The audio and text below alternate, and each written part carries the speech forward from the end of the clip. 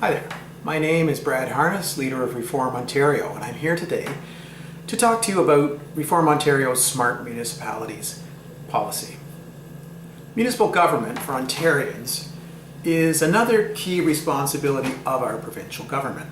Municipalities are, after all, creatures of the province, and as such the province has the final say on how they're organized and how they're operated. Now, municipal government is our first daily point of contact for all of us with any of our three levels of government every day. Whether you back the car out onto the street, you're going down the sidewalk, you're out at night and the street lights on or not on, whether the garbage and recycling are being collected, whether you're taking the kids to the park or to the local arena, this is all municipal government. And in a broader sense, it also includes the schools and our local hospitals. Now, we must acknowledge that Ontarians want their municipal governments to be responsive, effective, and affordable. Can Ontario municipal governance be improved? Yes, definitely. First, our starting point is the structure of the municipalities themselves, of our cities, our towns, our villages, our counties, our municipalities and townships. A decade ago, Ontarians were faced with a wide-ranging amalgamation of municipalities. The main reason for this appears to have been to substantially reduce the number of customers the province had to deal with on a daily basis. And the outcome has been they now deal with fewer municipalities, but with larger budgets for each. For local ratepayers like you and I, however, this has meant that large unwieldy municipalities have been created in those amalgamations. Any argument that they would result in fewer staff at lower cost have been widely proven false. The new, larger amalgamated municipalities have shown themselves to be more costly, not less. They've turned out to be less responsive as well, which is a very worrisome thing, as well as more bureaucratic, with more red tape than ever before. And they have taken the focus off of our beloved local communities, where citizens used to care and used to do things close to home, even on a volunteer basis in many communities. And replacing it with a more distant, impersonal touch that nobody likes. The result, less gets done by more staff at a higher cost, and it takes longer.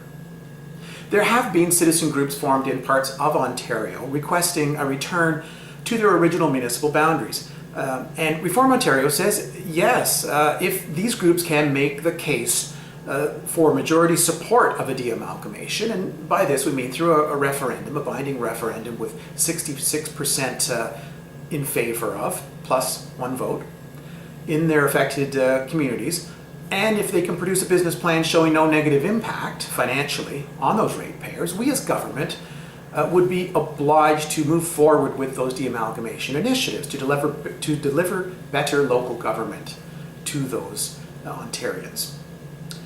As it is now, these initiatives get stuck at the existing municipal council level and do not see the light of day. We would get around that roadblock and instead allow these de-amalgamation requests to move forward up to the Ministry of Municipal Affairs for further treatment and moving along in the process. Second, Ontarians prefer a simpler organization for their local governments, grouping more authority and local control under your local municipalities makes sense. It ensures you, the voters, have direct say over decisions regarding things like your municipal services, your schools, your hospitals, planning matters, and property taxes. Reform Ontario would firstly disband all district school boards in Ontario and return all publicly funded schools and their school funding over to their respective local municipality. In this way, operations of schools can be held closely accountable to taxpayers and parents. The late 1990s amalgamation of school boards, which were based on cities and county boundaries, to create the large district school boards created the same bad outcome for ratepayers as did the municipal amalgamations. Can municipalities run schools? Absolutely. Municipalities already operate buildings, parking lots, and playing fields to deliver local services. Schools are no different, while the Ministry of Education will continue to develop curriculum, license teachers, conduct standardized testing, and inspect the schools, the municipalities would actually operate them to deliver the service. Principals in each school will be assigned a budget and would hire and manage all the staff and the funds. And were a school closure issue to arise, it would be easily visible to local decision makers. Real school-by-school data would be available and to make a decision, and procedures to mitigate funding shortfalls would be available at individual schools through the principal's authority, accountable to that school's local school council as well as to the municipal council affected. And these council people are folks that you elect to represent you. That's real local control. Secondly, municipalities can operate local healthcare facilities. This is the same argument as the schools. Bricks, mortar, parking lots, operated to deliver a service, in this case healthcare. Local control over hospitals and ER hours would therefore be much closer to being in your hands than is the case now with the ministry and the LHINs. Reform Ontario would disband all local health integration networks, known as LHINs, and turn over full control and full funding control and funds to the local municipalities affected. The Ministry of Health would continue to supervise, coordinate, and inspect hospitals to ensure uniform standards.